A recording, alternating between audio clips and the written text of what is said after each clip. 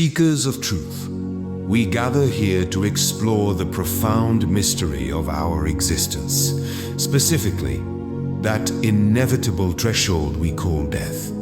However, based on the wisdom we have examined, we must reframe this concept, not as an end, but as a return. This revelation offers us a luminous perspective on the return from the corporeal to the spirit life. Let us traverse this knowledge together, so that you may leave here with the peace of certainty. The persistence of individuality. First, we must dismantle the primal fear of annihilation. This revelation elucidates that, upon the cessation of organic life, the soul does not vanish. Rather, it becomes a spirit again, returning to the world it temporarily left. A question often haunts the philosophical mind. Do we lose our selfhood? Do we dissolve into a universal whole like a drop of water lost in an ocean? The answer is a resounding denial of such oblivion. We are assured that the soul never loses its individuality. If we were to merge indistinctly into a great mass, we would lose our intelligence and distinct qualities. Yet, the evidence of spiritual communication proves otherwise. Beings from the beyond manifest with distinct wills, joyous or sad dispositions, and verifiable personal details. We remain us. How is this achieved without a physical vessel? We retain a semi-material envelope known as the Perispirit. This fluidic body preserves the appearance of our last incarnation, ensuring that our identity remains intact, even when stripped of flesh. We take nothing material with us, yet we carry everything that defines our essence, our memories, and our desires. The process of separation. Let us now address the transition itself. Is the separation of the soul from the body a painful ordeal? We are comforted to learn that it is not. Frequently, the agony we perceive is of the body, not the soul. Indeed, the soul often feels nothing at the moment of death. For the spirit, this moment can even be one of pleasure, a realization that the end of its exile is at hand.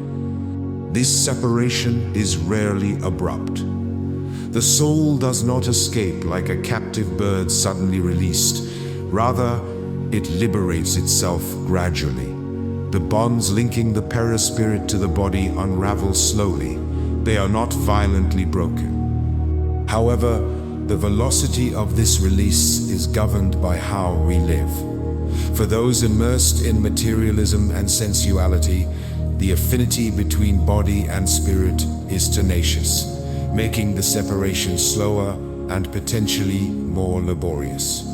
Conversely, for those who cultivate moral elevation and intellectual purity, the detachment begins during life, rendering the final separation almost instantaneous and gentle. The state of confusion and awakening. What happens in the immediate aftermath? The revelation describes a temporary period known as the state of confusion. The soul is not immediately self-aware in the full sense. It feels dazed, akin to waking from a deep slumber. The duration of this fog varies immensely, from a few hours to years, depending entirely on the soul's evolution. For the righteous, this confusion is brief and resembles a peaceful awakening.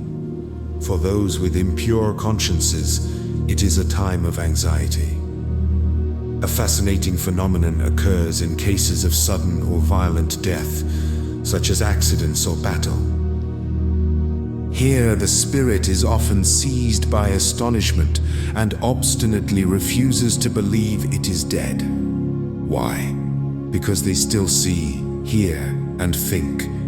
They see their own body, but perceive themselves as intact, not yet understanding the ethereal nature of their new form. They may even attend their own funerals, watching the proceedings with detachment, until the truth eventually dawns upon them.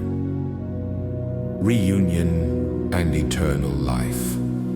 Finally, let us speak of the solace of reunion. Does the solitude of death exist? No.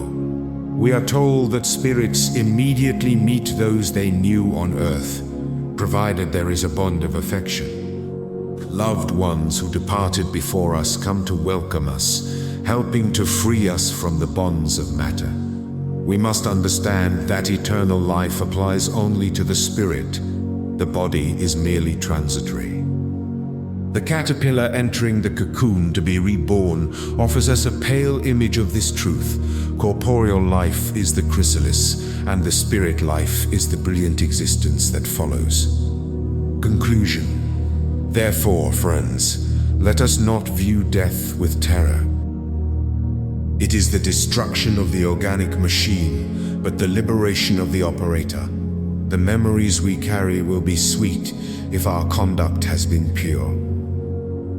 By understanding these truths now, by practicing goodness and detaching from the purely material, we mitigate the confusion of the future and prepare for a serene and joyous return to our true home.